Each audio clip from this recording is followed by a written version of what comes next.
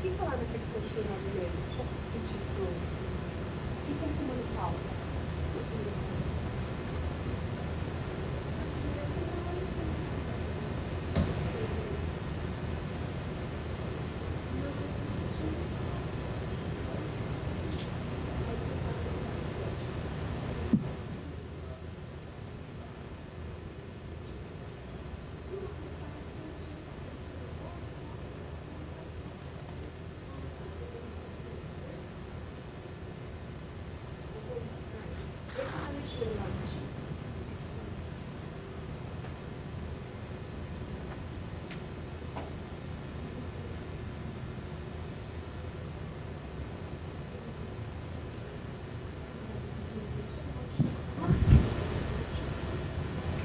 Deixa eu subir aí. Fica aqui que eu vou te chamar. Eu já coloquei para gravar também a apresentação, tá? Olá, gente. Boa noite. Boa noite a todos. Vamos aqui dar a sequência em mais um ICI Talks aqui do curso de Engenharia de Software. E conosco essa noite temos aí o Brian Damasceno. Ele vai falar sobre Application Security, ele é Application Security Engineer na Uber. Ele também é especialista aí também em arquitetura e segurança de aplicações. A sua formação é em engenharia elétrica lá na UFMG. Possui certificados também da AWS. Já trabalhou no Banco Inter e agora ele está na empresa na Uber, né? E aí a nossa apresentação vai falar sobre a parte que temos aí com relação a Trading Modeling e análise preditiva de código, ok? Chamo agora, então, o Brian para vocês. Quem está online, depois pode colocar as suas perguntas no chat, que nós vamos fazer ao final, tá bom? Brian. Boa noite, pessoal. Deixa eu ver aqui. Obrigado, Michele. Então, já fui apresentado, vou falar só brevemente. Então, a Michele já comentou. Eu sou especialista em engenheiro, especializado em segurança de aplicações. A ideia é que a gente falar um pouquinho sobre isso. A gente vai dar uma priorizada no tema de Threat Modeling e análise preditiva de código. Tá? A gente vai passar um pouquinho também sobre segurança no geral, mas o objetivo principal da palestra é trazer segurança da informação do ponto de vista do engenheiro de software, do que o mercado hoje de alta tecnologia espera de um engenheiro de software em relação à segurança da informação. Beleza? Então, hoje eu trabalho com essa parte de Application Security, que é segurança voltada para código. Basicamente tudo que tange o ciclo de desenvolvimento, e a gente vai falar um pouquinho sobre isso, tá? Mas antes, trazendo alguns conceitos, não vamos passar tanto tempo nisso, não. A gente vai falar um pouco de cibersegurança. Cibersegurança nada mais é do que segurança voltada para sistemas digitais. Então, é uma área especializada de segurança da informação. E ela está ali para garantir alguns princípios, né? Então, a gente tem aqueles 3 princípios básicos que a gente já sabe, né? A gente está num curso de segurança e auditoria, que é o princípio de integridade, o princípio de confidencialidade, e cibersegurança vai trazer isso para tudo que é sistema digital. E segurança da informação é para além de sistema digital também, então, documento, etc. Beleza? Cibersegurança é uma área muito vasta, então, normalmente, as pessoas acham que cibersegurança é uma área só. Então, a pessoa fala, você é de cibersegurança. A área de segurança ela é tão vasta quanto a área de tecnologia, porque ela vai variar de acordo com aquilo que ela quer proteger. Então, o cara que vai fazer uma segurança para um servidor é diferente do cara que vai fazer a segurança para uma workstation, né, um notebook, um PC, e é diferente do cara que vai fazer uma segurança em cloud, e é diferente do cara que vai fazer uma segurança ali para software. Essa imagem é só para mostrar quanto que a gente consegue ramificar cibersegurança.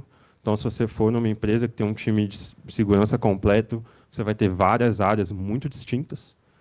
E aí a gente tem alguns exemplos. Não vamos entrar em cada um desses casos, mas vocês podem dar uma pesquisada na internet. Vai ter uma área mais focada em defesa, uma área mais focada em simulações de ataque, que a gente chama de ofensivo, e aí a AppSec vai estar ali no meio, beleza?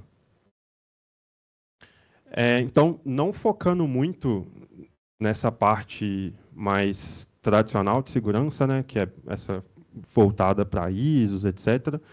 Uma pergunta que eu acho que é importante a gente fazer quando a gente está falando de desenvolvimento de software é quando a segurança começa a aparecer. Porque nem toda empresa tem um time de segurança. Principalmente, por exemplo, uma startup. Acho que é muito raro, eu não conheço nenhuma startup que vai ter um time de segurança. Por que isso acontece? Segurança vai depender muito do momento da empresa. Então, vamos falar da startup. A startup ela é uma empresa que ela está começando ali, ela tem uma ideia e ela precisa sobreviver, certo? Ela tem uma ideia, ela ainda não está estabelecida no mercado. Isso aí ela precisa, então, de velocidade. Ela precisa testar muito rápido, ela precisa lançar muito rápido. E segurança, normalmente, vai tomar um tempo, assim como outras coisas, boas práticas, etc. E a startup, normalmente, não vai escolher isso. Ela vai escolher, primeiro, validar o produto dela. E aí isso não é um demérito, né? Isso faz parte do momento que a empresa se encontra. Naquele momento, aquilo não faz sentido. E se a gente for parar para pensar, tem até um princípio científico, né?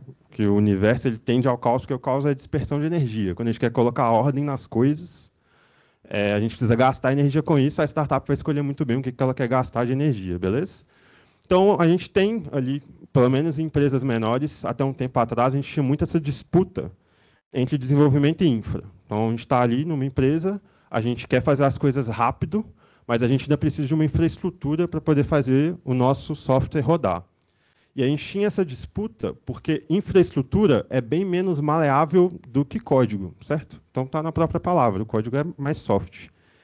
E a gente tinha essa disputa porque o desenvolvedor ele quer commitar, lançar para produção e confia no pai que vai dar certo, certo? Então, assim, essa é uma filosofia que difere muito de infraestrutura, principalmente no passado, porque se uma mudança desse errado em infra, o trabalho que você tinha para poder corrigir isso era muito grande. Então, a gente tinha esse conflito. Mas ali numa empresa pequena, esse conflito ele se resolve de forma até rápido. Então, você vai ter lá, deu algum problema, a galera vai ter uma discussão, vai resolver, no final vai todo mundo para o happy hour, acabou. Né? Então, não é uma grande questão assim.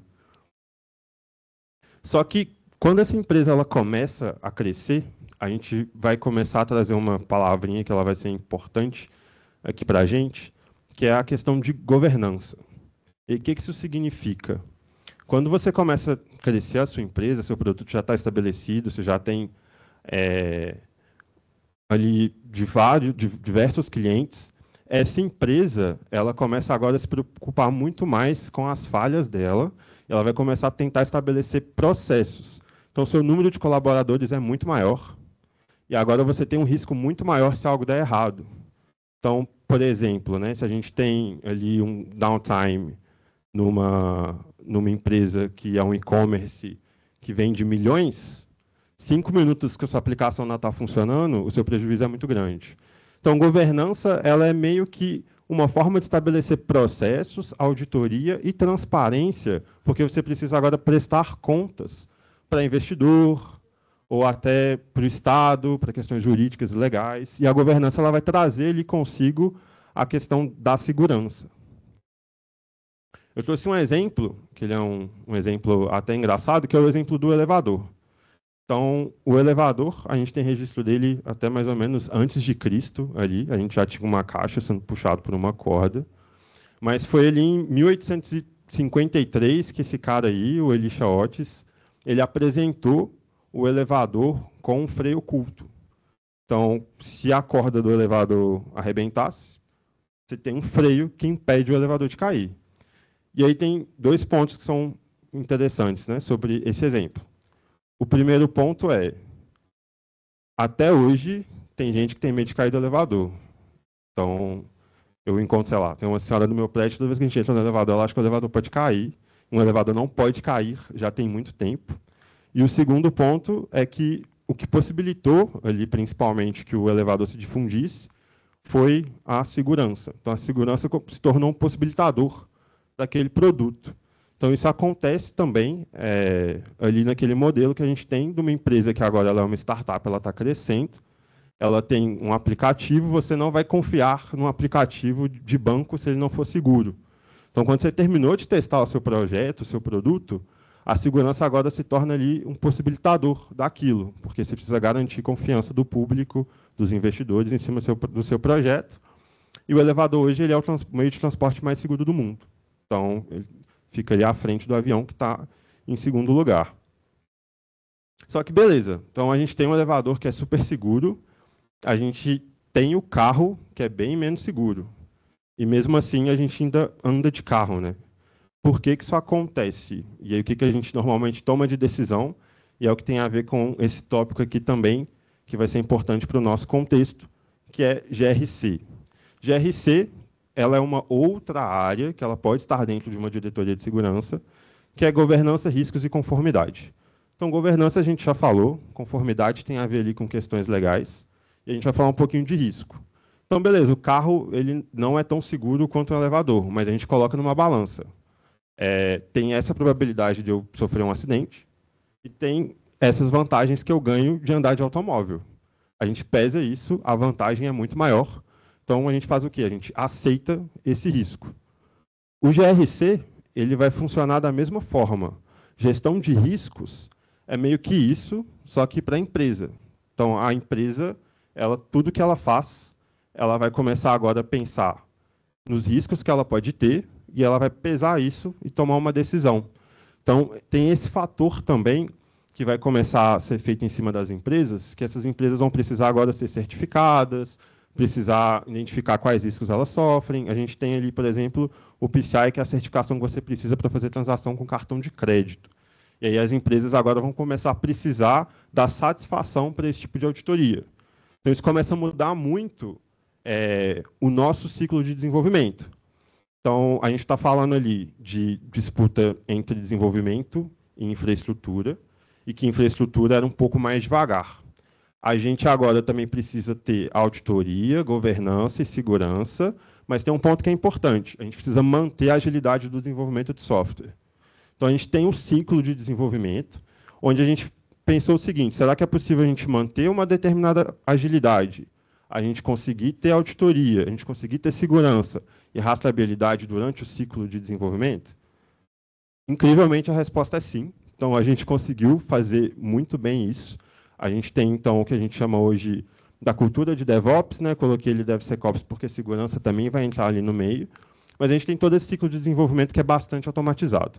Então, o que a gente conhece aí por CI/CD, que nada mais é do que as automações que a gente tem desde o momento que a gente está codando até o que vai levar o nosso deploy e chegar ao nosso código em produção. A gente conseguiu automatizar bastante coisa mantendo essa auditoria e segurança, né? Beleza, então a gente teve esse contexto. A gente vai falar agora da parte de Application Security, né, que é a minha especialização, e é a melhor área de segurança, que ela tem um papel muito forte na questão de como eu consigo colocar segurança no ciclo de desenvolvimento sem impactar o ciclo de desenvolvimento. Esse é um desafio muito grande atualmente, porque justamente a gente precisa manter a empresa viva e, ao mesmo tempo, manter a empresa segura. Então, o que a Application Security vai focar? Ele não vai focar somente na segurança de código, ele vai focar em todas as etapas desse ciclo de desenvolvimento. Beleza? E aí, acho que uma pergunta válida é o que é um software inseguro? Um software ele é inseguro, uma definição mais formal, quando ele não consegue garantir os princípios da segurança e quando ele não consegue desempenhar as funções que ele foi estabelecido para fazer. Então, por exemplo, se eu criei um sistema, eu quero que o meu usuário acesse os pedidos que ele fez no meu e-commerce, se outro usuário consegue acessar os pedidos de outro usuário, então ele não está cumprindo a funcionalidade que ele foi estabelecida para fazer, correto? Se eu consigo alterar um valor, ou, por exemplo, eu coloco um valor lá, o meu CPF, quando eu vou entrar na minha conta, não é mais o meu CPF, é o CPF de outra pessoa, então não tem mais confidencialidade nem integridade nesse sistema, beleza? Então, isso aí é o caminho de que é um software inseguro. E aí a gente entra em algumas outras definições também, que vai ser a definição de vulnerabilidade, que a gente vai utilizar um pouquinho aqui no contexto de AppSec, que vulnerabilidade ela é o conceito que é uma fraqueza que ela está ali inerente àquele sistema e ela pode ser explorada. Então, é uma coisa que ainda não foi concretizada. Então, por exemplo, se um usuário consegue acessar a conta de outro usuário, isso ainda não aconteceu, mas se existe a forma disso acontecer, isso é uma fraqueza naquele sistema. Beleza? E aí a gente começou a perceber que existem padrões de falhas nesses sistemas, envolvendo desenvolvimento de software, e a gente criou, então, uma lista e um catálogo que chama CVE, que são as vulnerabilidades mais comuns, certo? Que nada mais é do que uma forma de você ter um ID único que cataloga uma vulnerabilidade. Então, se eu encontrei uma falha usando o Microsoft Teams, essa falha eu vou documentar ela, eu vou mandar para essa lista, e aí ele vai entrar como um CVE, beleza? Essa lista ela é feita de forma open source, todo mundo contribui para ela, inclusive as próprias empresas. Então, é muito comum que a empresa ela anuncie o seu próprio CVE. Se ela encontrou uma falha, ela publica isso, e outra pessoa também pode encontrar. E aí o CWE, ele é meio que uma coisa mais geral. Então, ele é uma categoria, e nessa categoria pode se relacionar com várias vulnerabilidades. Então, não é a vulnerabilidade em si, é a fraqueza. Beleza? Aqui tem um exemplozinho de como que é um CVE, se a gente entrar no site. Então, vai ter um ID, vai ter o ano em que foi encontrado, você tem o que é na descrição, um CWE atrelado, e aí você pode ter os créditos, que ele, no caso, foi o João que encontrou essa vulnerabilidade ali no WordPress, através de um bug bounty. Então, ele sozinho foi lá, achou, fez o report, e ela entrou ali no catálogo. Beleza? Então, eu trouxe aqui para exemplificar um tipo de vulnerabilidade que a gente tem comum no código, só para a gente poder seguir com outra parte da palestra, que é o XSS. O XSS ele é o Cross-Site Scripting, significa o quê? Ele é um script que está rodando de forma não prevista na sua aplicação. Como que isso acontece? O browser ele vai renderizar a sua página, então ele tem aquela estrutura do DOM dele com HTML, e aí ele identifica naquele DOM, quando você coloca seu JavaScript lá, o que está dentro da tag de script, certo? Existem formas, então nesse caso do exemplo aí, se eu recebo, por exemplo, um input de um usuário e eu coloco esse input na tela, que às vezes é muito comum, eu recebo o nome do usuário e agora o usuário vai ter o nome dele lá. Alguém mal intencionado pode tentar fazer com que o browser entenda que a string que ele passou naquele input é um script. E aí o browser vai renderizar aquilo e vai tratar como um script. Então, nesse exemplo, é o exemplo mais simples que a gente tem. A pessoa coloca um scriptzinho, aí você tem um alerta na tela, porque você conseguiu acessar o JavaScript, fez fazer um alerta. Por que isso é ruim? A gente sempre vê o exemplo simples, né, que é o do alerta. Mas qual que é o exemplo mais complexo, por exemplo? Você vai ter um script que vai acessar ali o token de sessão do usuário e vai enviar aquele token de sessão para um servidor que é meu. E aí agora eu consigo acessar a página. Então, isso é bem crítico, por exemplo, para uma empresa ou para sistemas, porque você pode comprometer o seu usuário. E esse usuário pode até entrar com uma ação, né? Falar, pô, eu estava usando o sistema, alguém acessou minha conta porque a sua aplicação tem uma falha. Então, esse é um caso mais crítico.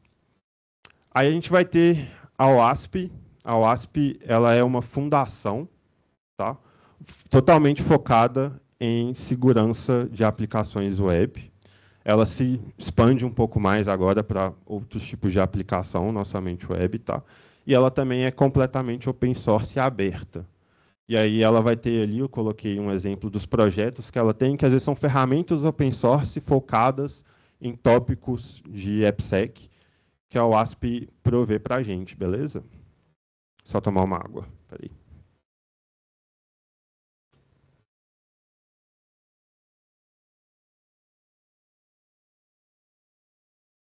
Boa.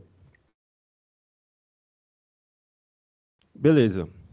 Então, quais são os principais temas de AppSec, né? A gente falou aqui que é bem focado na parte do ciclo de desenvolvimento seguro. Trouxe aqui o que seria mais ou menos ali os 4 principais temas. O primeiro tema é arquitetura e design seguro. O que isso quer dizer? Isso é bem focado na fase inicial do desenvolvimento de software, quando a gente quer identificar falhas naquela aplicação antes mesmo dela ser escrita.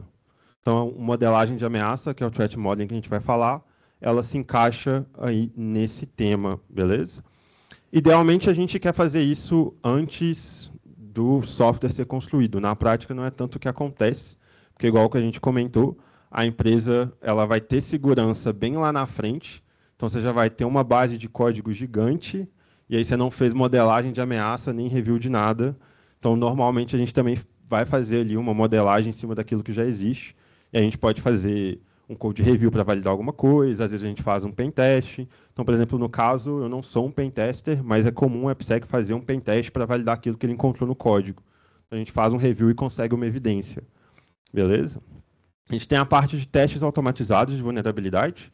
Então, a gente falou ali sobre a questão do ciclo de desenvolvimento automatizado, com DevSecOps, etc. Isso vai entrar aqui.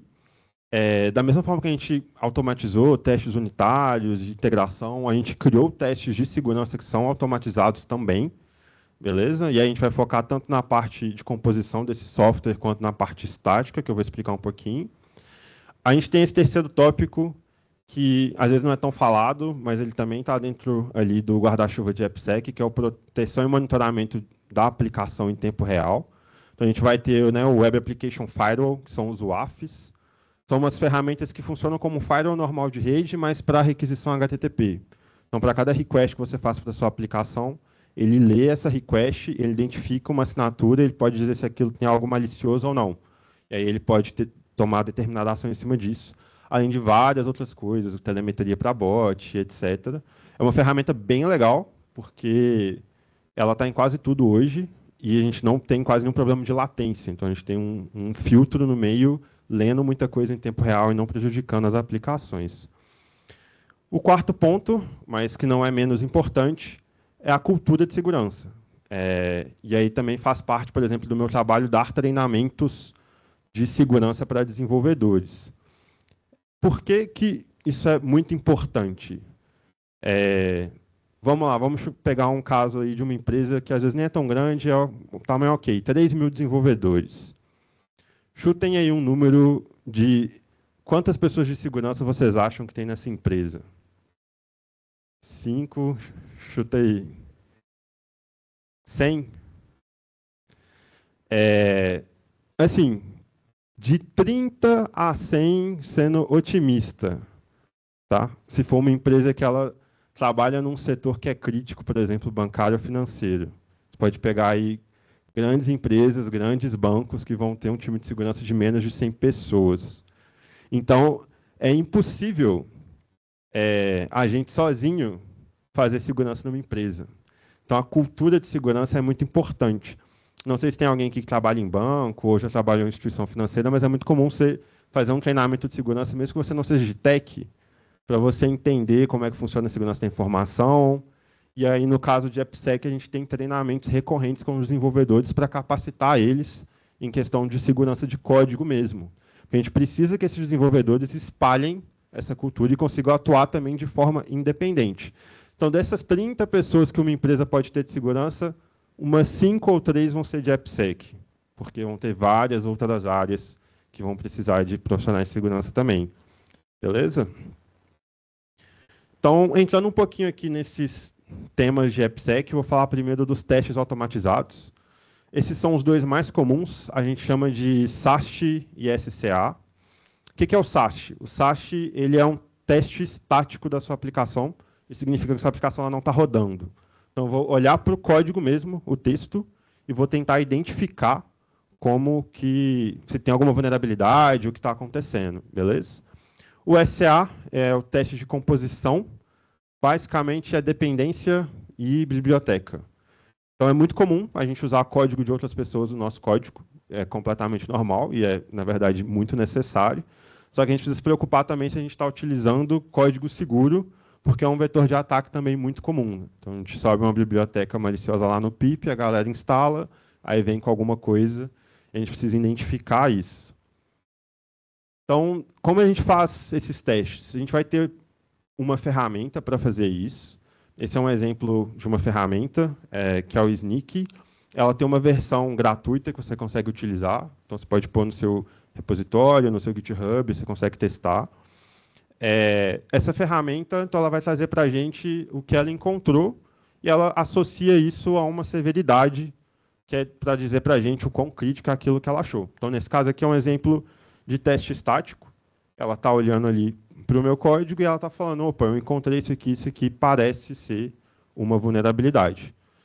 Então, tem duas ali, né, o CSurf, o Path Traversal, depois a gente vai falar um pouquinho do CSurf.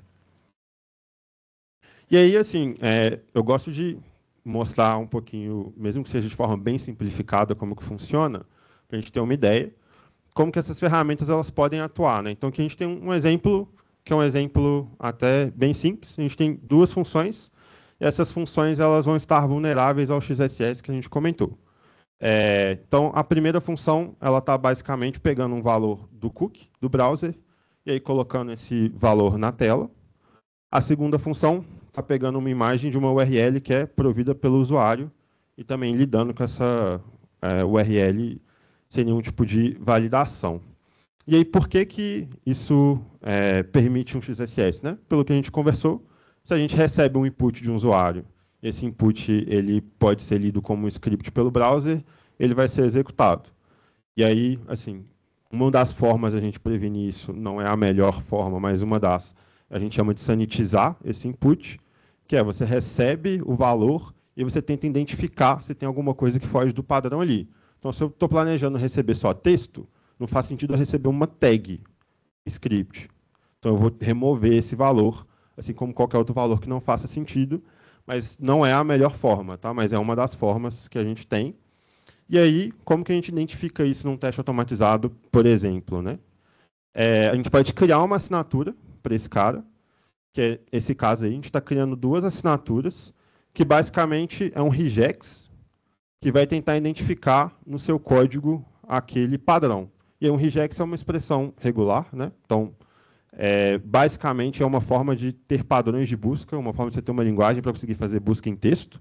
E a gente consegue criar como se fosse uma assinatura de, se eu estou recebendo ou acessando determinada coisa com JavaScript, na janela, no window, eu vou criar ali uma regra de regex para isso, e aí eu vou tentar identificar isso no código quando eu recebo o texto.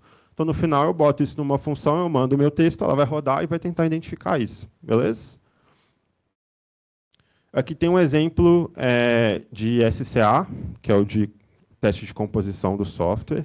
E aí que, por exemplo, ele identificou que essa biblioteca Next tem uma vulnerabilidade. Essa é uma biblioteca utilizada em JavaScript para poder fazer conexão com banco de dados, query. E aí, como que ele vai identificar que essa biblioteca tem uma vulnerabilidade, né? seguindo a lógica ali do CVE. Então, aqui eu trouxe um outro exemplo. Esse é um .xml, é o arquivo de dependências de uma aplicação Spring Boot, e é onde você vai definir quais dependências, como se fosse o package.json do JavaScript, né? Você vai definir as versões e as bibliotecas que você quer instalar no seu projeto. Como a gente comentou, a gente tem a lista de CVE. E aí, toda vez que a gente encontra um CVE, a gente publica isso. Então, as bibliotecas elas têm CVEs atrelados. O teste de composição nada mais é do que verificar essa biblioteca e aí depois comparar com essa tabela para ver se tem algum CVE atrelado a ele.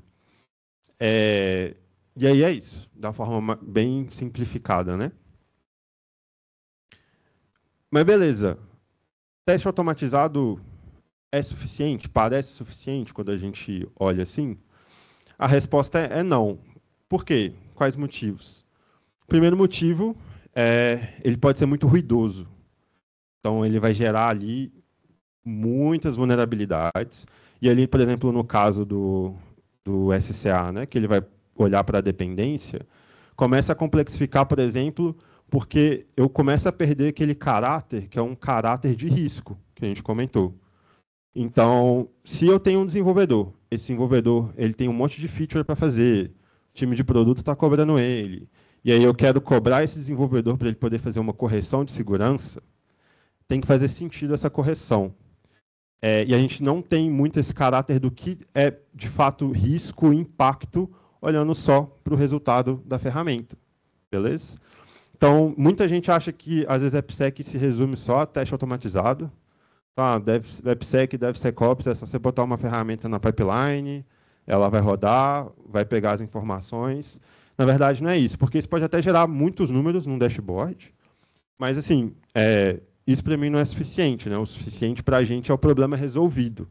Então, às vezes, a gente pode ter vulnerabilidades corrigidas, mas a aplicação tem uma falha lógica que a gente não conseguiu pegar. E aí, aprofundando um pouquinho mais de por que não vai ser suficiente, a OASP ela tem também ali o que a gente chama de o top 10 dela, né, o top 10 de vulnerabilidades. Acho que é assim, é um dos projetos que ela é mais conhecida, onde ela estabelece quais são as vulnerabilidades mais encontradas em aplicações até aquele determinado momento. Então, eu trouxe aqui um exemplo, que é o exemplo da OASP Top 10 de 2007. A gente tem aqui, em primeiro lugar, o XSS, como vulnerabilidade mais comum. A gente tem ali falhas de injection, execução maliciosa de arquivo, e beleza. A gente tem o mais recente, que é de 2021, e, na verdade, o de 2025 vai ser lançado dia 20 agora, então quem quiser dar uma olhada, já está quase saindo. Mas esse, então, oficialmente ainda é o mais recente. A gente pode observar um pouco a diferença dessas vulnerabilidades. Então, o nosso top 1 agora, no ASP Top 10, é o Broken Access Control. O que é esse cara? Vou explicar ele depois. Mas a gente tem falhas de criptografia, injection, design inseguro. Essas vulnerabilidades estão bem mais abstratas do que em 2007, certo? 2007 era uma coisa mais objetiva. A gente tinha lá, não, XSS. Agora a gente tem um design inseguro. Por que isso acontece? Isso acontece porque, da mesma forma como tudo evolui, segurança também vai evoluindo, a gente vai resolvendo problemas que a gente já conhece, e a gente está tendo uma abstração cada vez maior das camadas de tecnologia. Então, hoje, a gente tem, por exemplo, Kubernetes, que vai ser onde você vai rodar essa aplicação, a gente tem frameworks de desenvolvimento, e aí isso vai abstraindo cada vez mais alguns problemas que, às vezes, já existem e já foi resolvido. Então, por exemplo, a gente tem essa vulnerabilidade aqui, que é o Cross-Site Request Forgery, a gente chama de CSURF, que é o quê? É uma requisição forjada entre sites. Como é que ela vai funcionar?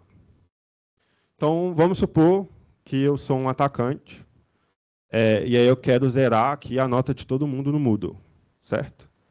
E aí eu vou mandar um link para a Michelle. Porque a Michelle provavelmente está com o Moodle aberto no computador dela. Ela deve acessar o Moodle com muita frequência. Eu vou criar um site falso, sei lá, promoção da Black Friday. Crio esse site, mando isso para a Michelle. Nesse site, eu vou criar uma requisição. Então, eu sou aluno, eu já conheço como é que o Moodle funciona, eu mapeei todas as requisições do Moodle. Então, eu sei qual é a requisição que eu faço para mudar a nota de alguém. Coloco isso nesse site. A Michelle clica e aí eu faço uma requisição para o Moodle. O nosso browser, por comportamento padrão, ele vai fazer o quê? Ele vai pegar os cookies que já estão armazenados naquela seção. Então, quando a gente abre uma nova aba num browser, você já vai estar logado na aplicação que você estava logado antes. Então, a requisição vai ser feita do browser da Michelle. E o Moodle vai entender que a Michelle tomou aquela ação. Beleza? Então, esse é o CSurf. Como que a gente resolve esse cara? Eu trouxe aqui um exemplo. Ele é um exemplo simplesinho. A gente pode criar o que a gente chama ali de um anti-CSurf token. Então, a gente vai gerar um token randômico no nosso back-end, que não é o token de autenticação, e a gente vai adicionar esse token nas requisições lá no front-end para o back-end receber.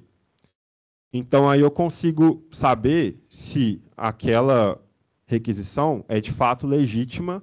Por quê? Porque na outra aba, o nosso browser ele tem uma política também de impedir que um script de uma aba acesse outra. O atacante não vai conseguir ter acesso a esse token. Então, ele pode mandar uma requisição, mas como esse token vai estar faltando, o back-end não vai aceitar ela. Então, esse código ele é bem simplesinho. A gente estabelece quais métodos a gente quer utilizar para poder adicionar esse token. O get ele é opcional, porque normalmente você não vai estar alterando nada. E aí você puxa ele na função para pegar o token e você adiciona onde você quer. Beleza? Mas aí, uma pergunta que vocês podem fazer, sei lá, eu sou desenvolvedor de front-end e eu nunca implementei isso na minha vida. Nunca vi isso na minha vida. E eu nunca tive esse problema. Por quê? A maioria dos frameworks modernos já fazem essa solução de forma nativa. Então, você não precisa implementar ela. Muita coisa o seu framework já faz por baixo, e você tem que se esforçar muito para conseguir fazer dar errado, porque já tem muita coisa pré-preparada. Tá bom? E aí, beleza. E o engenheiro de software nisso tudo, né? Porque a gente está falando aí de ciclo de desenvolvimento, o contexto da empresa, as abstrações que a gente tem. Essas abstrações, elas são ruins? Não, na verdade, elas são muito importantes, né? Ela é o que permite que a gente consiga evoluir cada vez mais e ter mais agilidade e etc. E aí a gente muda meio que os problemas que a gente tinha. Então, se a gente tinha antes uma vulnerabilidade mais objetiva, por exemplo, Direton XSS, a gente vai ter ali o Broken Access Control. O que ele é? Ele é, normalmente, uma falha lógica de permissionamento na sua aplicação. E isso é mais abstrato. Por quê? Por exemplo, eu posso ter um SQL injection, que aí eu vou acessar os dados do banco de dados inteiro. E aí meu framework agora já tem uma lib para fazer query para mim, e aí provavelmente ele já está parametrizado, ou seja, ele vai sanitizar ali, vai remover qualquer tipo de injection. Beleza? Resolvemos esse problema. Mas o meu usuário comum, por algum motivo, o token dele consegue acessar o banco de dados de produção. Então aí o cara loga como usuário comum, pega esse token, acessa seu banco de dados. Ou então, às vezes, ele nem tem acesso à conta, mas ele faz o phishing com alguém que tem. Então, ele vai lá, tenta enganar a Michelle, pega a conta dela, e aí o usuário dela não deveria ter acesso ao banco de dados de produção, ele consegue. Isso começa a ficar um pouco mais abstrato, porque não necessariamente o usuário deve ou não deve ter determinado acesso. Isso vai depender muito mais do contexto da sua aplicação, certo? E aí a gente volta aqui para o engenheiro de software nisso tudo.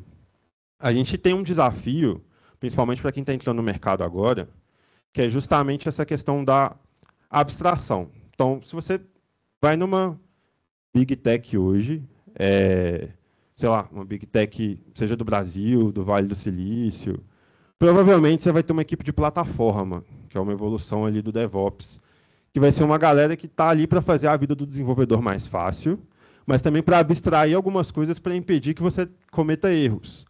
Então, você quer subir uma API, você vai ter um site interno daquela empresa, você vai escolher a stack que você quer trabalhar, você vai apertar play, em 5 minutos você recebe um endpoint com a sua API configurada, o repositório que você vai trabalhar, e aí ele vai falar assim, brinca aí, e aí quando você fizer um commit, já vai subir, já vai refletir lá, em staging. Isso é muito bom, né? Então, assim, isso é uma velocidade absurda. Só que aí o desenvolvedor começa a ficar muito longe de alguns conceitos. Conceitos de arquitetura, conceitos de DevOps, conceitos de infraestrutura. E aí isso começa a gerar outros problemas. Por exemplo, esse problema do Broken Access Control. Então, a gente falou de um exemplo que é um exemplo até mais simples. Você está ali no front-end e seu front-end não está verificando a permissão do usuário antes de tomar determinada ação. Mas, às vezes, uma coisa que acontece com frequência é você tem uma arquitetura com vários microserviços, centenas de microserviços. O usuário está lá numa ponta. As ações já estão dentro daquele monte de microserviço. Você para de se preocupar agora com permissionamento. Você fala assim, não, estou comunicando com esse serviço, é seguro. Então, valido a autenticação, não valido permissão.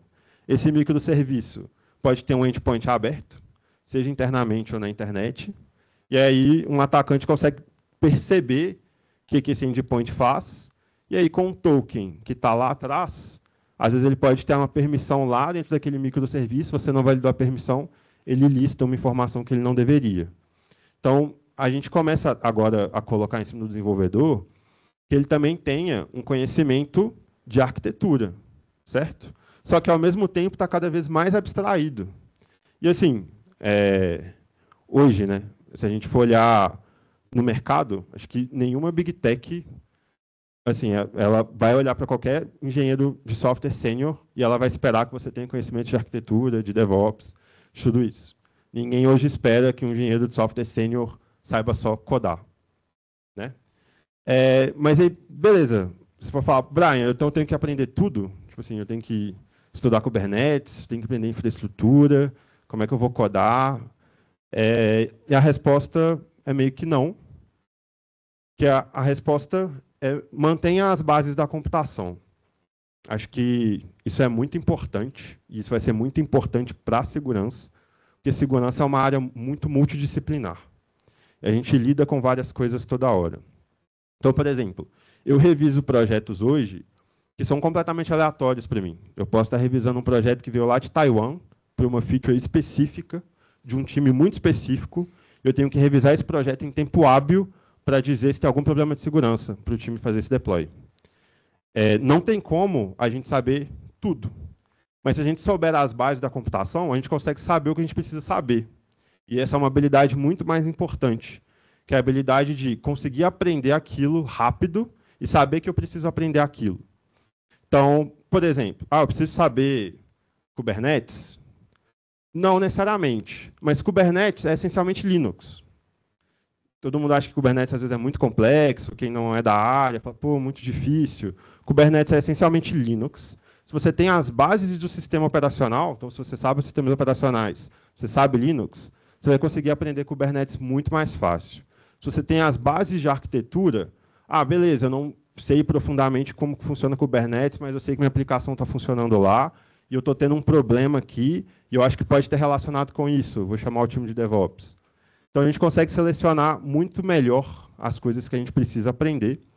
E aí, por exemplo, no caso do CSurf, né, que a gente tinha comentado aqui, eu preciso saber todas as vulnerabilidades que existem como desenvolvedor, porque segurança também é uma base muito importante para o desenvolvedor. Não, mas se você tem as bases, por exemplo, do desenvolvimento de front-end, você sabe como um browser funciona, como ele faz gerenciamento de memória, quais são as políticas de segurança que um browser aplica, como ele se comunica com a sua aplicação. Se por algum motivo um engenheiro de segurança às vezes aparecer para você questionando determinada coisa sobre CSurf, você vai conseguir entender mais ou menos sobre o que se trata e como que funciona. Beleza? Faz sentido? Fechou.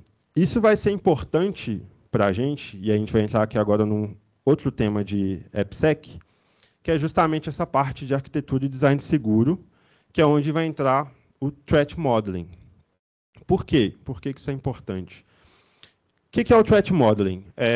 O Threat Modeling é um processo definido para a gente conseguir identificar falhas e ameaças em projetos com antecedência, então, na fase de design. A gente vai seguir aqui o livro do Adam Shostak. Ele é uma das maiores referências que a gente tem em relação à modelagem de ameaças.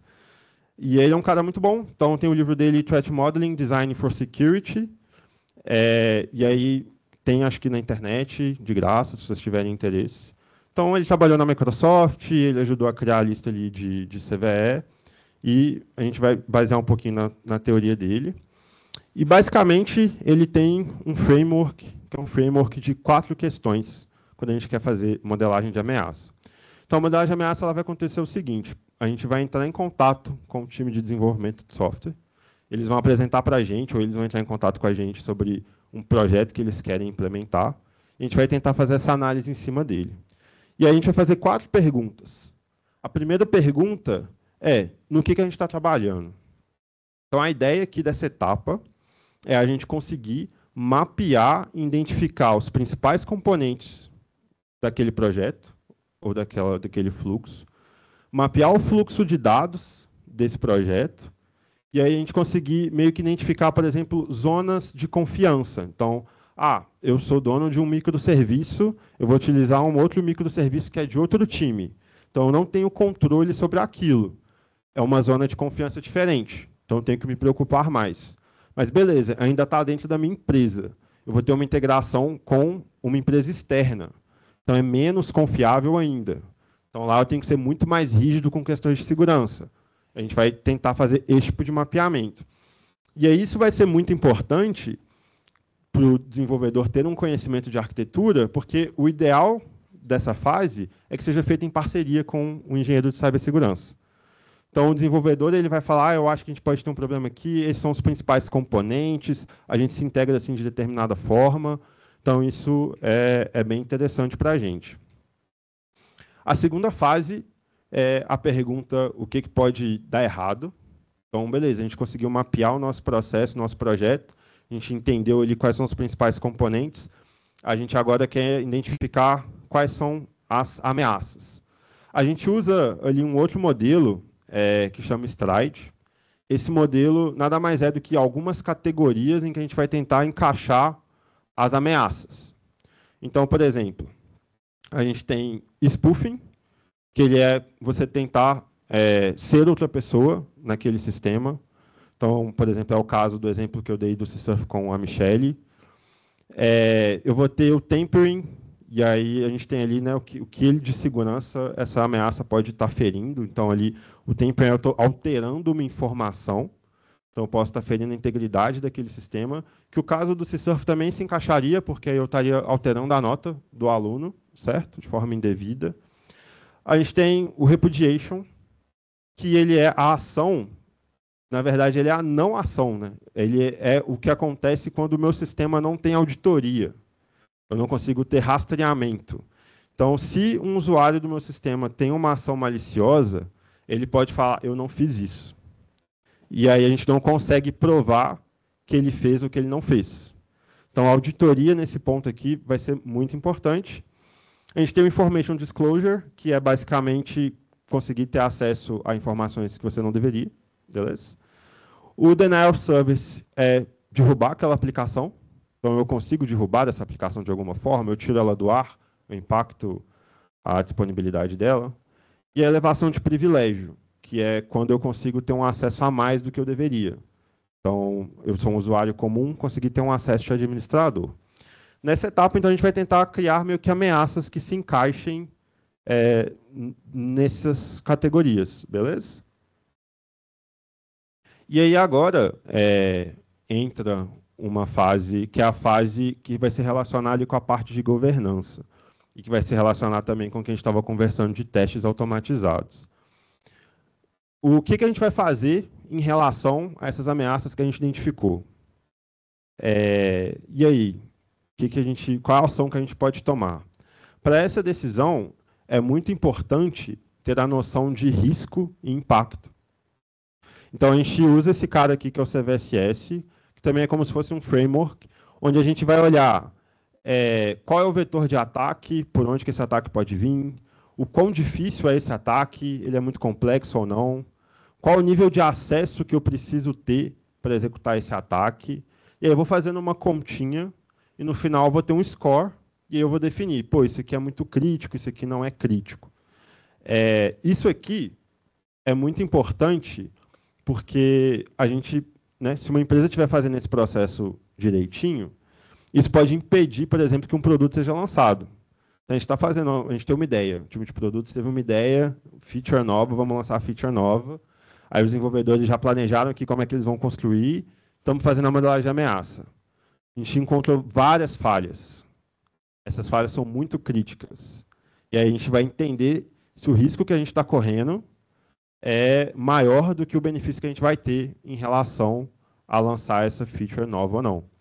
Então, esse fluxo, que é um fluxo um pouco mais manual, ele consegue pegar naquele problema do teste automatizado, que é a falta de noção de impacto e risco daquilo que a gente está encontrando.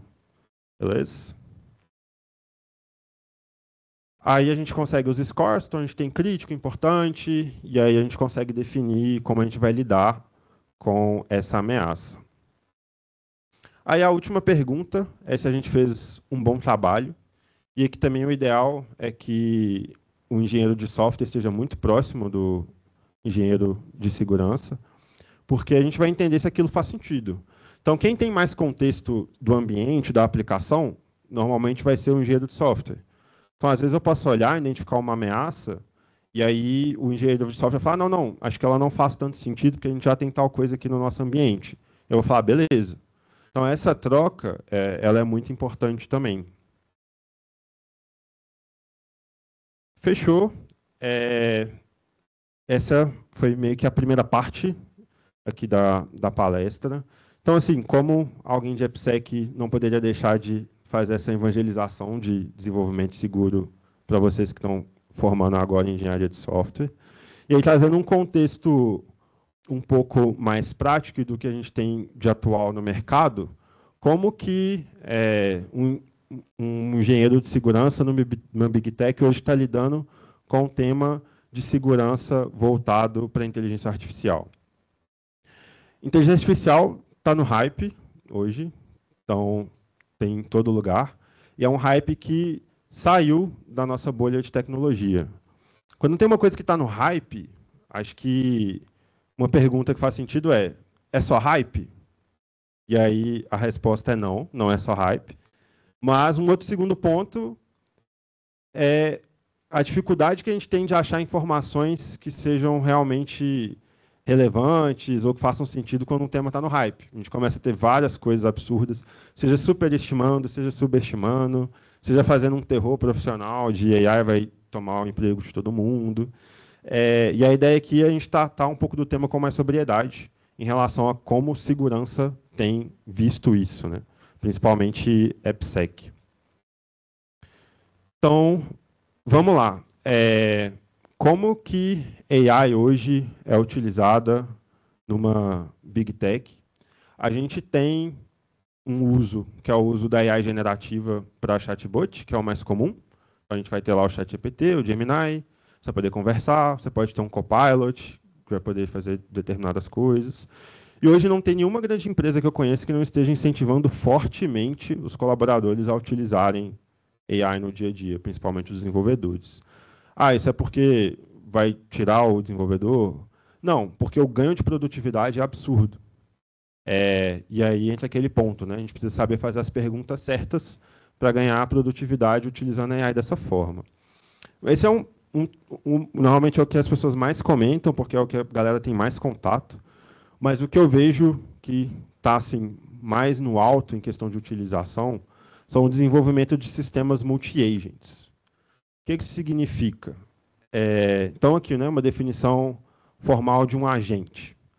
Agentes de IA são sistemas computacionais projetados para perceber seu ambiente por meio de sensores, processar essa informação e então agir sobre o ambiente por meio de atuadores, com o objetivo de alcançar suas metas de forma autônoma e, idealmente, racional. O que isso significa? O agente ele vai ser um IA que tem capacidade de tomar uma ação no mundo real. E aí, o que vai ser esse mundo real para a gente, né? Então, eu trouxe aqui o LangChain. O LangChain é um dos frameworks mais famosos hoje para desenvolvimento de sistemas multi-agent. A Uber tem um artigo bem legal falando sobre inteligência artificial, como que tem um framework interno que foi baseado em cima do LangChain. Se vocês acessarem o repositório do LangChain, tem mais de 120 mil estrelinhas, a galera está bem em cima desse projeto, tá? Então vale a pena dar uma olhadinha. E aí, o que ele é? Ele é um framework para poder criar um sistema multi-agent. Ele vai facilitar para a gente algumas coisas. Quais coisas? Eu gosto de trazer exemplos práticos para poder ilustrar, porque normalmente a gente fica meio perdido. Mas no final é sempre código. Então, o que vai acontecer aqui? Eu trouxe um exemplo bem simples de como a gente, por exemplo, faz uma comunicação com o ChatGPT. Então, o LangChain, ele, para a gente, ele já está lidando com a integração com o modelo. A gente só vai passar para ele a nossa chave de API associada à nossa conta, porque a gente tem que pagar pelo uso do ChatGPT. E aí, hoje, né, as grandes empresas de inteligência artificial, a OpenAI, a Google, elas estão cada vez mais indo para um caminho meio AWS. Você vai pagar para poder ter sua aplicação. Ela vai estar te prestando um serviço. Então, se você não tiver AWS, seu código está no Lambda, você não vai ter a aplicação. Então, se o seu código é usando um modelo de ChatGPT, você vai precisar pagar para poder usar o ChatGPT. E aí, beleza. A gente vai iniciar ali a nossa comunicação com o ChatGPT. A gente pode passar alguns parâmetrozinhos. Então, aquele ali de temperatura é para dizer o quão criativo ou não vai ser o seu LLM. Aí, isso pode deixar ele menos determinístico. Timeout de tempo que você vai poder esperar de resposta. Quantidade de token que você vai utilizar, porque é o que você vai ser cobrado, né? Então, é bom você conseguir limitar aquilo que você está disposto a pagar. E aí, beleza. A gente dá um invoke ali e vai ter aquela resposta. Então, tem uma pergunta, você já foi no ICA Talks, ele vai te responder. Você está comunicando com o ChatGPT, tranquilo. Mas aí tem um conceito que o LangChain traz, e aí vai ser importante aqui para a gente na hora de fazer a análise de segurança, que é o conceito de tools, que é o que vai deixar esse cara aqui com cara de agente. Então, a gente está fazendo uma requisição para o modelo, e aí o modelo ele vai querer agora utilizar uma ferramenta para tomar determinada decisão ou para tomar determinada ação. Então, a gente está fazendo uma pergunta aqui. Qual o clima em São Francisco e em Nova York? Normalmente, se você fala diretamente com a AI generativa, ela vai inventar para você, provavelmente, qual a temperatura atual lá nessas cidades. Mas a ideia é que não. A ideia é que agora ela vai ter uma ferramenta que ela é capaz de fato, saber qual é a temperatura naquela cidade. E aí ele vai verificar essa temperatura, vai ter essa informação, e aí ele vai devolver isso para o usuário, a informação de fato que é correta. O que ela usou aí a gente está chamando de tool. Como que isso vai funcionar ali no código também? Então, a gente, usando o LangChain, a gente define o que é uma tool. A tool para a gente vai ser uma função. Então, a função é o que tem uma ação real, né? Uma ação no mundo real. E aí essa função, ela pode consultar o Google, ela pode ter uma API, qualquer coisa. E aí ela vai ter ali, né, tem uma docstring explicando o que é aquela tool, e ela vai pegar aquela informação. Então a gente faz um bind para o modelo dessa tool, que é só uma função, e aí ele vai verificar essa tool na hora de responder. Como que ele faz isso? Aquela docstring ali para a gente é importante. Então ele pode ter um catálogo de tools, o LLM vai receber a informação e ele sozinho vai olhar lá para aquelas tools e vai entender se alguma dessas tools traz a resposta que a gente está procurando. Então, ele identifica isso, ele chama a função devolve a informação. Beleza? E ali a gente está dando só um print se a gente quiser ver essa chamada acontecendo. Faz sentido? Beleza. Então, para a segurança, o que isso significa? Para AppSec, isso é só mais uma ferramenta no jogo. Então, igual eu comentei para vocês, eu posso fazer revisões de projetos completamente aleatórios. Pode vir linguagem A, linguagem B, pode vir utilizando Cloud A, Cloud B, e a gente precisa fazer uma análise disso. O agente é só mais um componente no seu sistema. Então, a gente olha para esse cara em camadas, igual a gente faz ali com o modelo OSI. E a gente tem aqui, ainda não é tão estabelecido assim, porque é recente, mas a gente tem, por exemplo, essas 8 camadas, onde a gente vai ter a primeira camada de infraestrutura, peraí que eu não estou lendo, a camada de agente, a camada de protocolo, e aí a camada de tool, que é essa que eu acabei de explicar para vocês. Então, o que é diferente? A camada de infraestrutura é basicamente o que a gente já conhece. É a API, é o servidor que ele vai estar rodando. A parte de agente ali, de conexão de agente, é o acesso mesmo de rede que eu posso ter entre aquele agente. Então, vamos começar a pensar aqui agora em questão de possíveis ameaças que eu posso ter.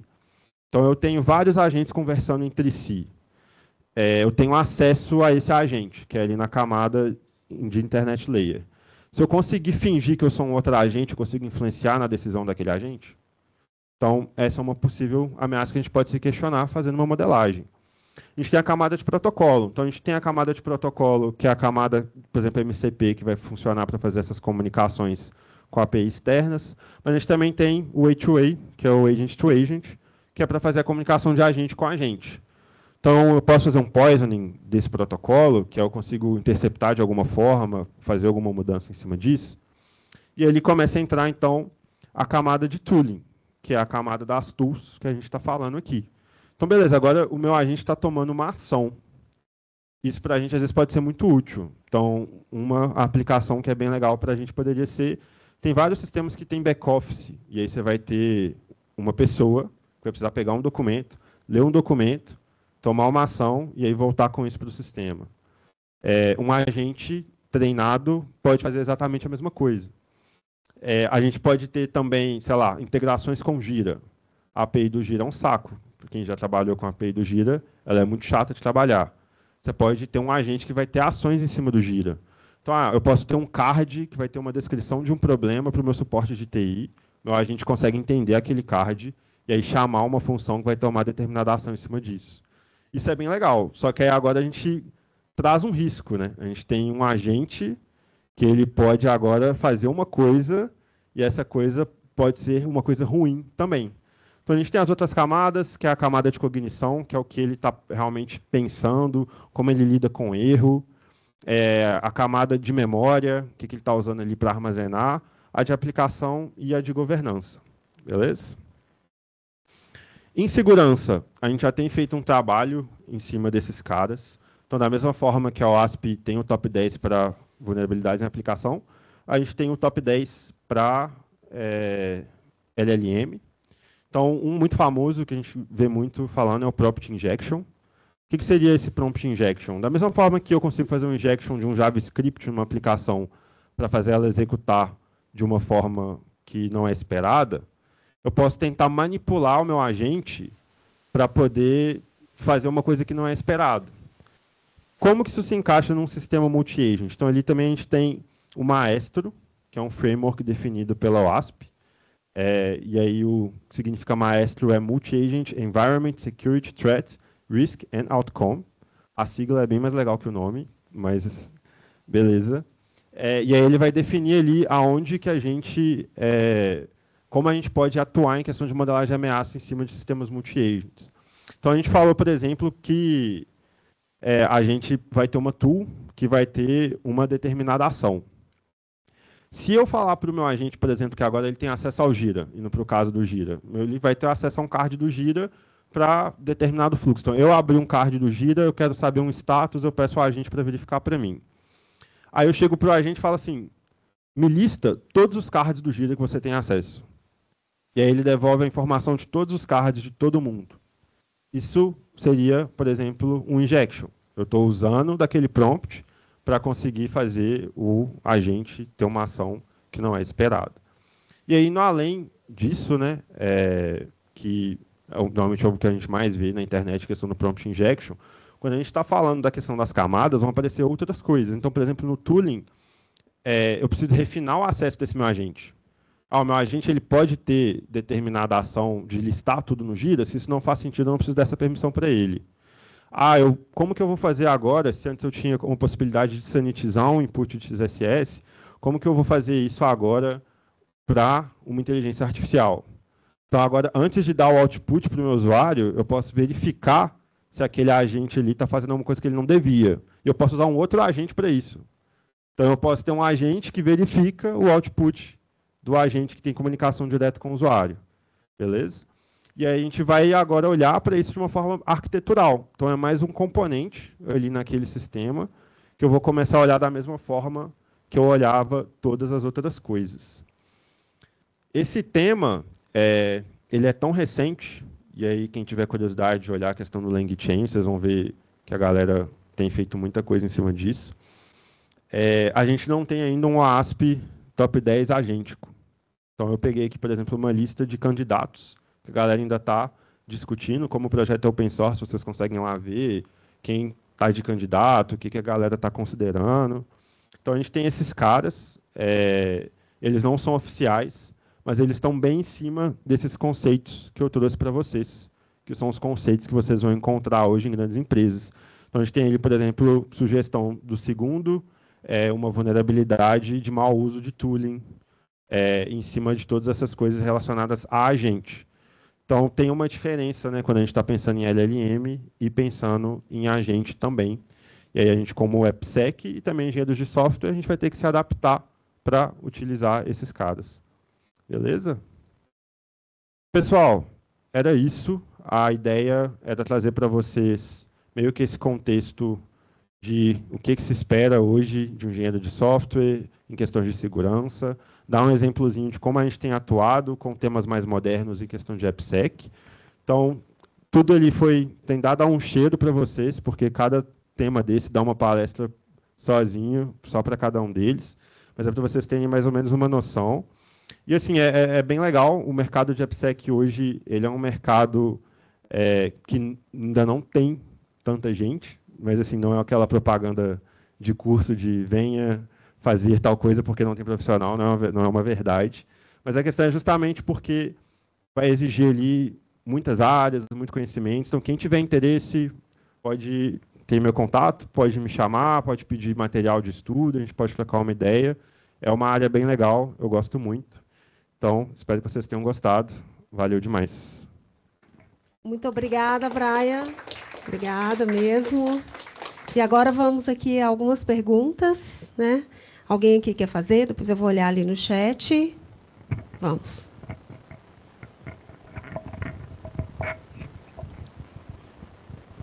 Eu estava olhando aqui no seu LinkedIn e investigando aqui, e eu vi que você já passou por várias cadeiras, né? Desde a liderança e agora ali um cargo mais técnico responsável pela segurança global ali da Uber. Você falou que as startups ali, geralmente no começo, vão preocupar mais com a entrega em si. E a partir de qual momento ali que você acha que um executivo vai olhar mais para a segurança? Seria através, sei lá, depois dele sofrer um ataque ou só na parte ali de compliance que a auditoria vai pegar ali no pé dele? Como que você vê essa área para a pessoa que não é técnica em segurança e vai pensar mais ali no futuro da empresa e nessa parte assim em si? Beleza. Vai depender do executivo. Normalmente é quando tiver um impacto financeiro. Então, é aquilo, né? A gente não vai tentar gastar dinheiro e fazer esforço à toa. Segurança precisa de um investimento financeiro que não é barato, então é alto. E aí, normalmente, as empresas elas vão começar a ter essa ação quando elas perceberem que o risco que elas estão correndo financeiro é maior. Ou então, o risco de imagem. Ou então, quando já deu ruim, igual você falou. Então, é bem comum, às vezes, a gente não está investindo tanto em segurança, a gente teve um ataque, e aí agora a gente começa a investir mais. Beleza? Eu tenho uma pergunta aqui, se o pessoal ninguém quiser falar, que é sobre o que aconteceu esse ano aqui, 2025, em relação ao Pix, né? Que a gente teve aí o roubo de mais de 400 milhões de reais aqui no Brasil. Algumas instituições aí que tiveram, digamos assim, não sei, Pix vazado ou chaves. Eu queria que sua opinião nesse quesito de segurança.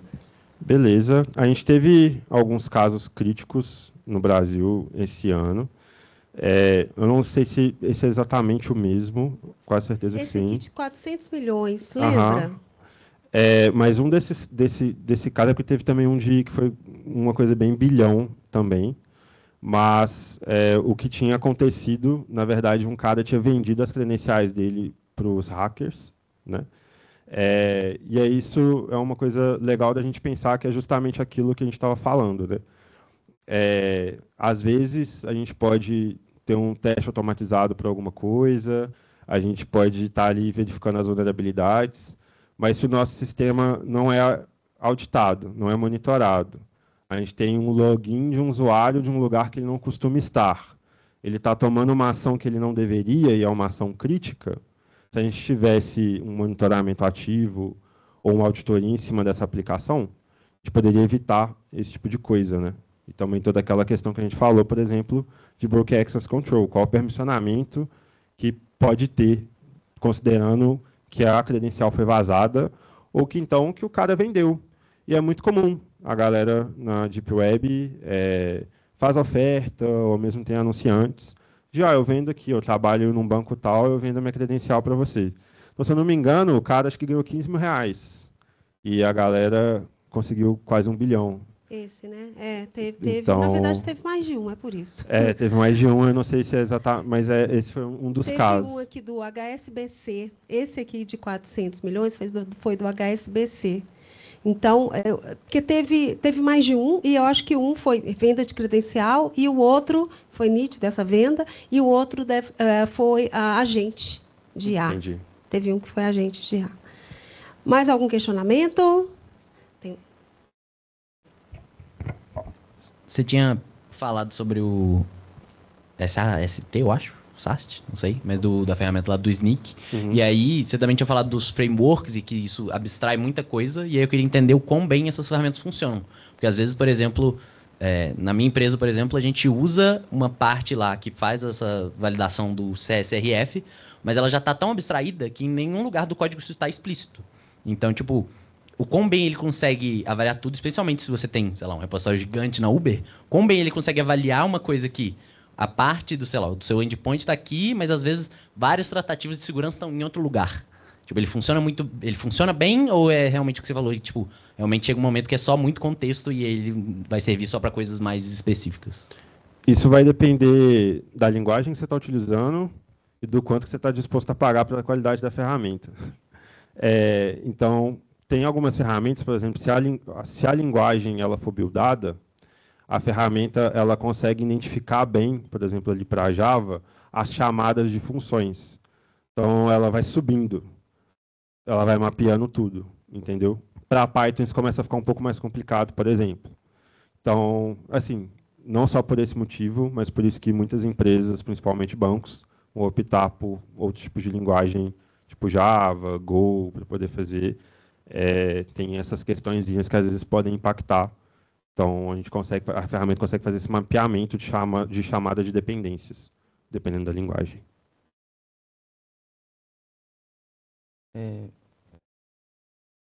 Brack, eu queria parabenizar, que realmente a palestra está bem completa, vários termos assim, que eu hoje não conhecia, nem essa área em si realmente eu conhecia muito bem.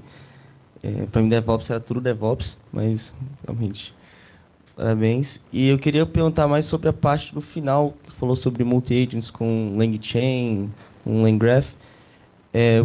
Num contexto onde a gente tem uma aplicação que usa vários agentes, várias tools, 50 a mais tools, como se enxerga que a gente poderia conseguir ter uma segurança básica para conseguir pelo menos evitar algumas coisas como prompt engineering, questão de invasão assim mais específicas, que acaba que quando a gente usa muitos agentes, muitos IA, acaba se tornando muito vulnerável, até com as ilusões que a própria LLMs podem fazer mesmo.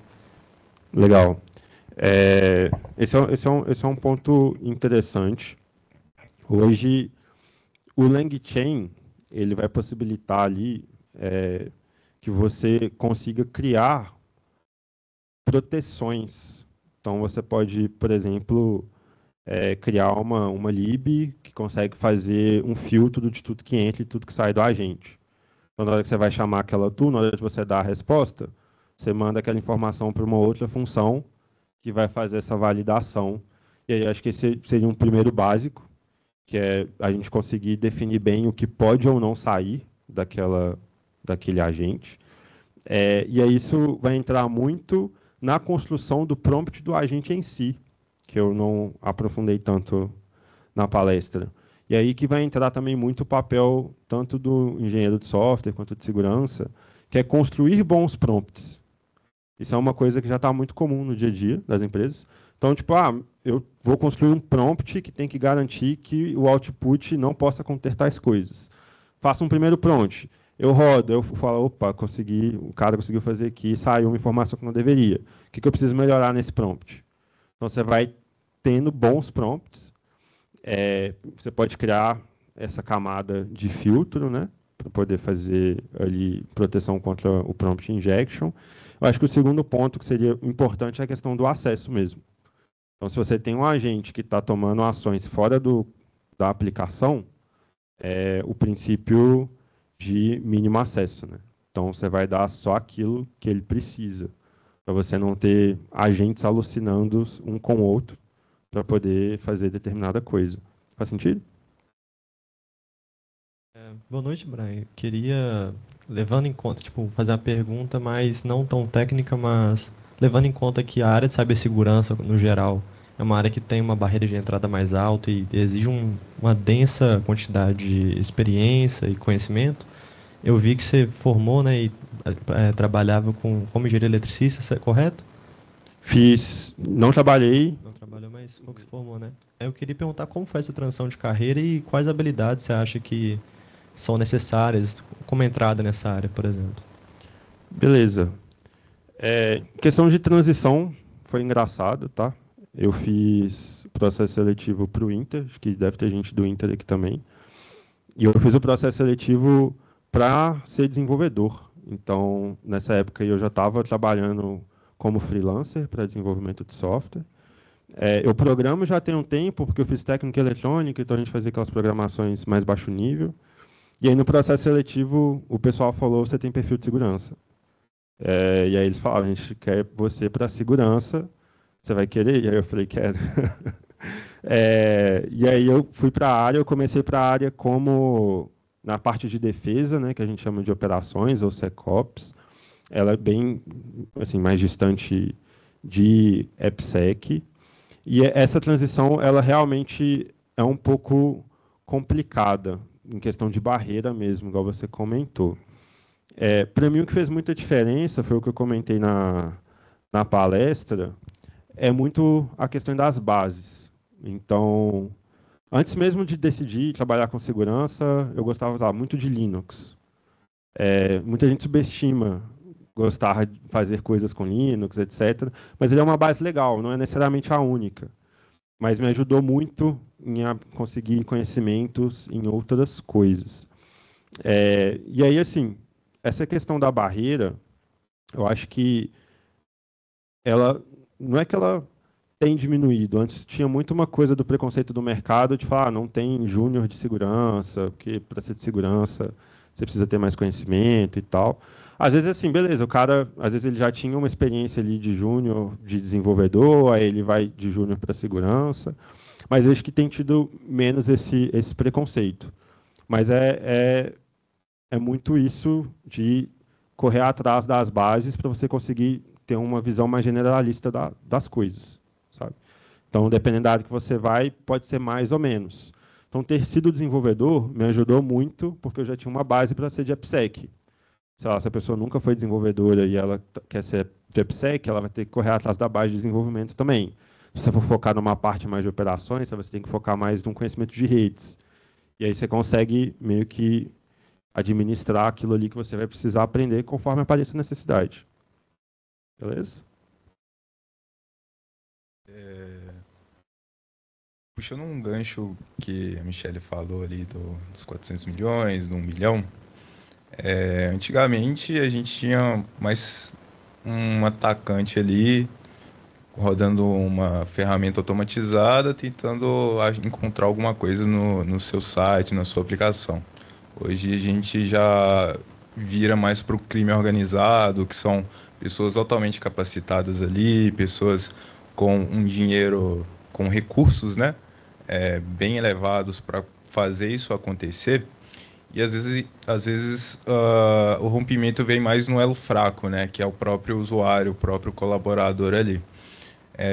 Voltando um pouquinho mais para a área de empresa, eu queria que você falasse um pouco mais da importância ali dos treinamentos internos, porque, igual você falou, esse vazamento, esse roubo dos cybercriminosos, dos criminosos, né, do crime organizado, foi através de uma credencial que foi por um valor ínfimo ali.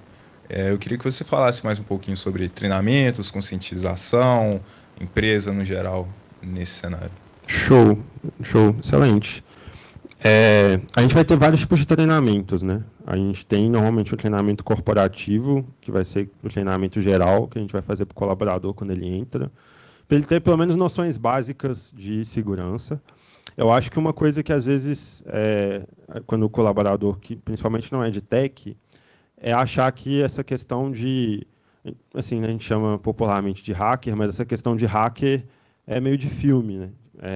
E aí a gente acha que é uma coisa que não acontece muito.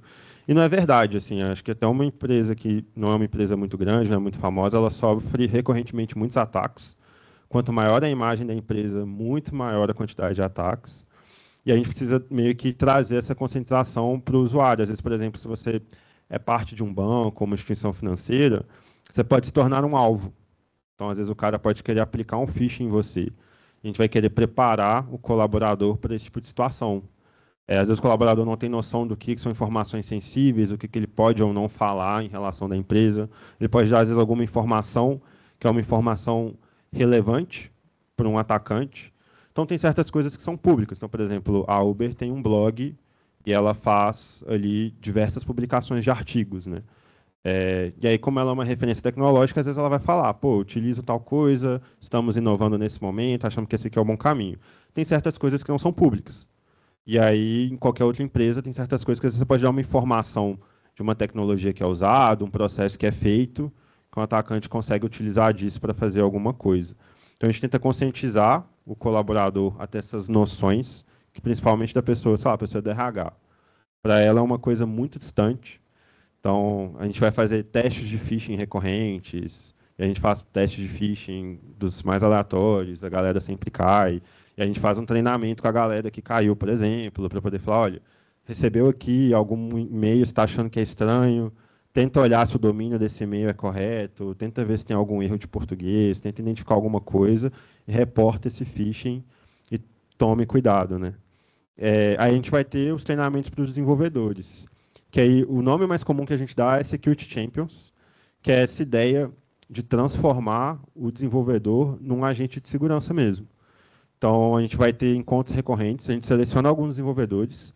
A ideia é a gente tentar fazer o máximo possível, né? Mas a gente pega ali quem tem mais interesse ou quem tem mais conhecimento em determinada coisa. A gente faz um treinamento tipo de ensinar mesmo, falar, olha, esses são os tipos de vulnerabilidade, é assim que você vai fazer um code review procurando determinada coisa. Porque o cenário ideal é que esse cara me ajude. Então, eu não preciso fazer todos os code reviews. Eu posso confiar que eu tenho um champion, que ele vai olhar para aquele código e ele vai conseguir também fazer uma análise de segurança. Então, isso também é muito comum no cotidiano de um engenheiro de AppSec. Beleza? Isso. Mais alguma questão? Não? Ali também não temos. Então, Braia, quero aqui, em nome do curso de Engenharia de Software, agradecê-lo, tá? Foi realmente muito proveitoso para os alunos. A palestra fica gravada e aí vai ser disponibilizada lá no canal do YouTube do ICI Talks. Tá bom? Muito obrigada. Obrigado, gente. Boa noite.